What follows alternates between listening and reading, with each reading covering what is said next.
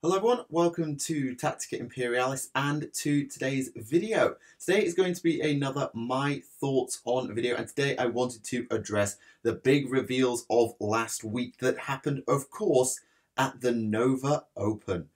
Oh, there was some fun reveals at Nova. So much fun. And building on Warhammer Fest Europe, there was the Warhammer Citadel information that we got as well, which I haven't really talked about, but that happened as well. So there's so much being revealed right now. It's kind of information overload. Before we get into Nova, though, I do want to address the things that have happened in the interim. We did get a look at the extra Orc vehicle from the Warhammer Citadel.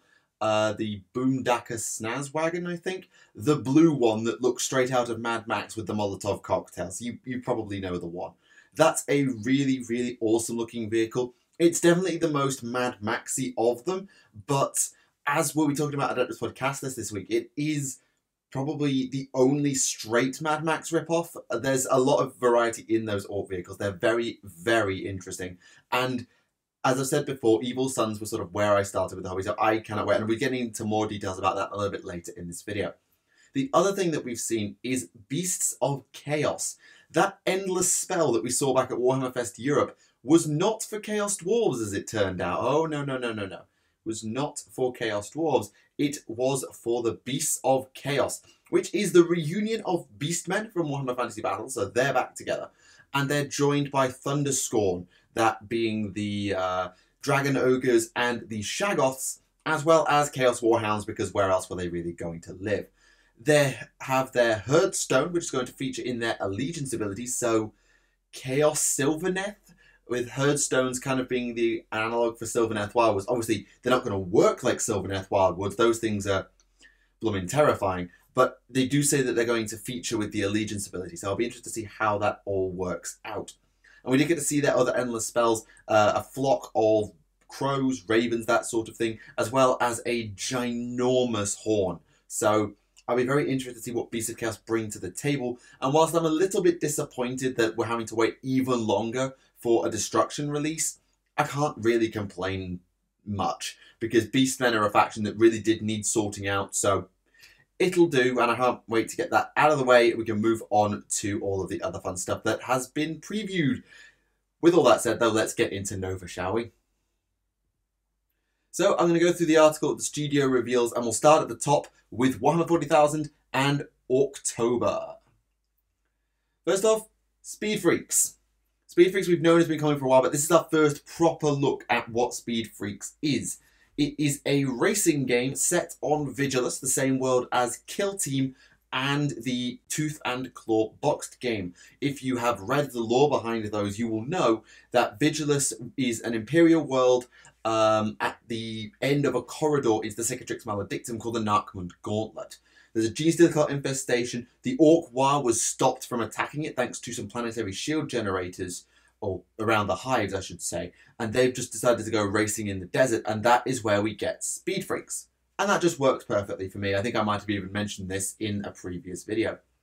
So we have the Shock Jump Dragster and the Custom Booster Blaster in the box set, which is cool. We can also see on there are about 6 Orc Warbikes, so you are definitely in a really good position to build a proper speedy Orc army for yourself.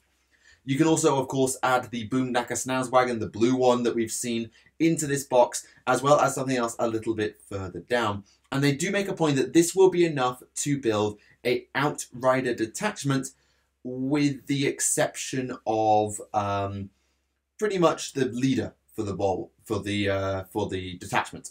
So this implies obviously there'll be fast attack choices. You have 2 or 3 units, or 1 or 2 units of bikes plus the buggies. All nice and good, and honestly, I really want to play Speed Freaks, so I'll probably buy it at some point, but I don't know. But we also get this. A War Boss on Deathkiller Wartrike, was it? Is it Deathkiller Wartrike? Yes, the Deathkiller Wartrike. Just look at this, alright? This model is amazing. It genuinely. Now, a long time ago, when Wazdaka Gutsmech was still in the Orc Codex, I created a Wazdaka conversion in the form of a trike. I don't have that model on me. And I think I have actually taken its extra wheels off it these days. But I did do a Wazdaka trike conversion years and years ago. So I'm really hyped about this in particular because it reminds me of that a lot. And as you can see, you've got the 2 twin-link guns. I'm assuming they'll be Daka guns, or I think they're also called boomsticks, I think, in the little description. Armed with boomsticks and a jet propulsion engine and a team of angry orcs. So, yeah, I'm not sure quite if they're going to be Daka guns or they're reworking everything. We'll see, but it promises to be interesting, and it is such a good sculpt.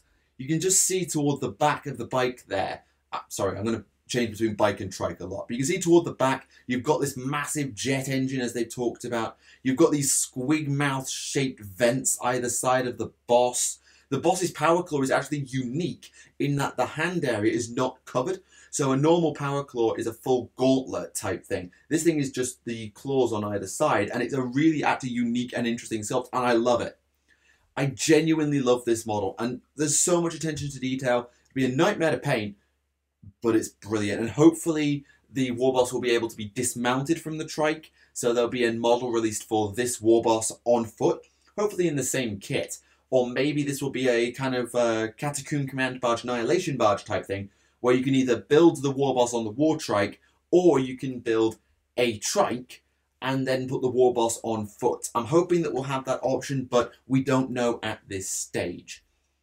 And we also know that this is not everything, I don't think, for the Orc Codex. This is just a snapshot of everything that's going on. And we actually get a look at one of their special rules. Daka, Daka, Daka. This was the stratagem from Chapter Approved 2017, as they mentioned here, and it only affected certain units. However, this now is just an army special rule, and oh boy. Each time you roll an unmodified 6 to hit for an attack with a ranged weapon made by a model in this unit, which by the way affects every single unit all the time, that hit roll succeeds regardless of modifiers. So -2 to hit is not you can't hit me anymore. -1 to hit means that, well, it means exactly what it used to mean, but -2 to hit doesn't matter. 6 is auto pass, which is fantastic, and they generate an additional hit roll against the same target using the same weapon. If there's any RNG involved with strength and the like, they use the same characteristic as the original hit roll. So that's really, really, really nice. I don't know how impactful that is. I mean, if you take 30 shooter boys, for example, they're firing 60 shots. That means you get 10 additional hits, or sorry, 10 additional attacks, which generate probably 2 more hits. So it's not a huge amount, and I think its main utility is in countering the various minuses to hit. The additional hit rolls are nice, but they're not going to do loads. Oh, sorry, you're hitting on 5, aren't you? Not 6s. So the 10 additional hits generate 3 or 4 more hits. Sorry, I'm lying. So it's quite nice. It's a small extra payoff to get the additional hits, about maybe a 20% increase in the best cases. But it's not going to do a huge amount for you. It's the main thing is about countering that negative modifier to hit, meaning that things like Death Guard, things that are stupid fast, I think they'll maybe have some minus hit modifiers, whatever it is, you're not affected by it anymore. And that's fantastic. So props for that. And as long as they do something to make melee worthwhile for orcs as well, I'm very much excited to see where this goes. And that's only part of it. Watch out for more orc vehicles and more rules previews as October approaches. So, yep, we get a bit more information that we will be getting more stuff. This is not it.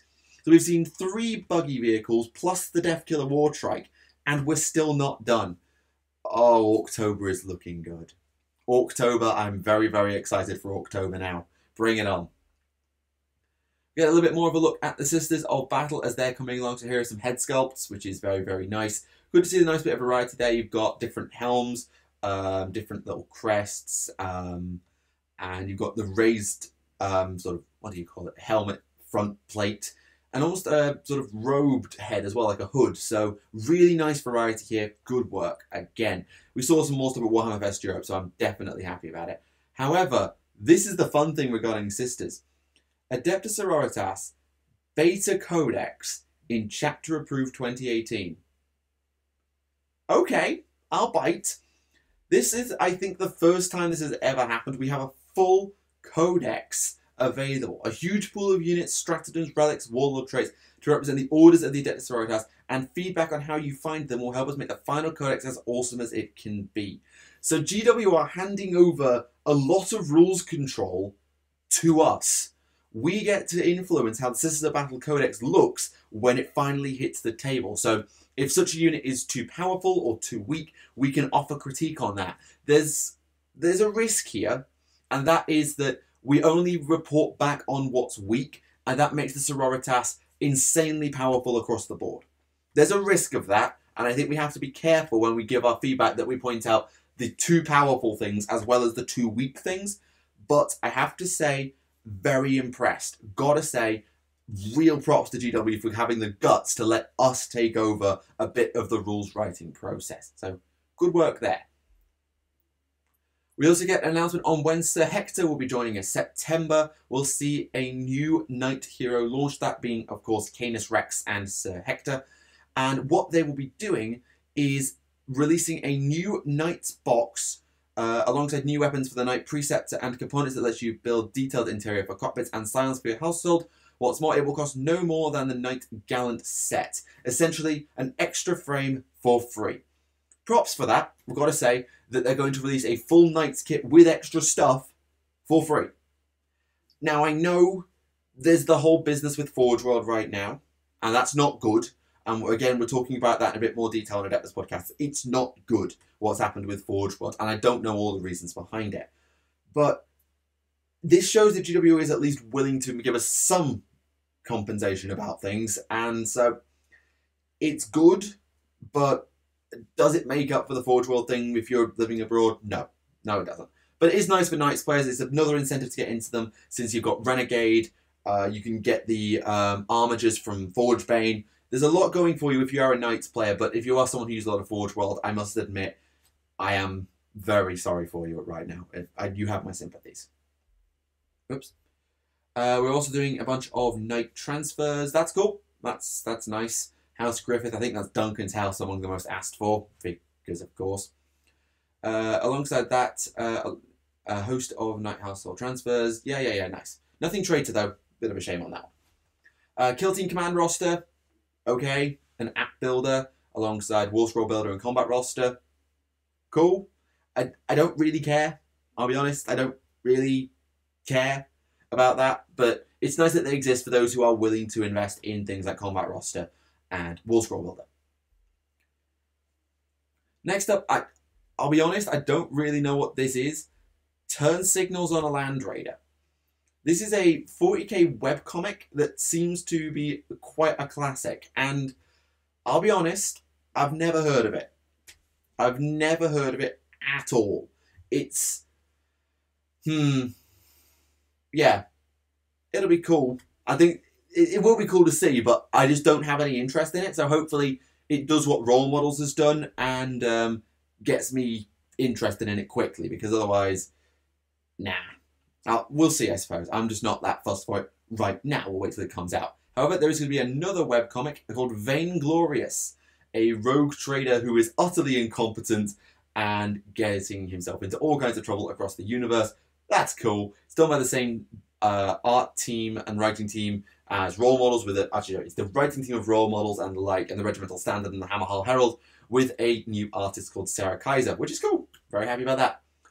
Now, Shadespire, Night Vault. This is, well, it's not called Shadespire anymore, it's just called Warhammer Underworlds. I'm going to never stop calling it Shadespire, but, well, here we are. So, Season 2 of Underworlds brings us 8 new warbands, and everything from the past is still back compatible, so that's all good. The Necroquake has affected Shadespire in its own way. Nagash has opened the Night Vault, an arcane prison used by the Cataphragms of old to perform horrific experiments. Oh no. What does that mean? Well, first off, it means a Night Haunt warband, a chain rasp warband led by a Wraith Witch known as the Briar Queen. Very pretty models, don't look out of place in a regular game, and yeah, very much on board with them. And the Briar Queen really reminds me of Lady Olinda. That's obviously a homage back to Lady Olinda, so I'm very impressed with these models, though good luck getting them to stay on their bases. Good grief. And we also get a Sacrosanct Warband of Evocators. Why do we get 3 Evocators and also 3 Liberators? That's kind of not fair, but hey, what do we know? We're also getting magic added into Night Vault, powerful gambits, and attack actions usable only by sorcerers. Extra layer of tactical depth. Good. So if you play Warhammer Underworlds and you're very into that sort of game, then I really hope you enjoy the new season. If you're looking to get into it, well, there's a new season now, so this is probably as good a time as any, if you're interested, of course. We'll also be getting a full set, nice core set, which is good, and also a flying squig in Shadespire. Yay! I'm not sure which faction this is going to belong to yet. Squigs are most often tied to Moonclan Grots, I believe. So, flying squig dragon pigeon thing, yeah, we'll see that in Shadespire soon. I think we're also going to be seeing a Troggoth troll thing that was revealed at Warhammer Citadel in the reveals there. So, lots of interesting stuff for destruction coming up in the Underworlds, and I'm very on board with that, I must be honest. And then for Age of Sigmar, oh, hello. Right, Realm of Chaos, Wrath and Rapture. This looks to be a new boxed game, we think, or sub-game, whichever it is, maybe like Speed Freaks or something integrated like Soul Wars, we don't know, which is called Realm of Chaos, Wrath and Rapture, pitting Slaanesh against Khorne. That age-old rivalry of the Chaos Gods comes to the fore, and we get Slaanesh versus Khorne. And I'm down with that.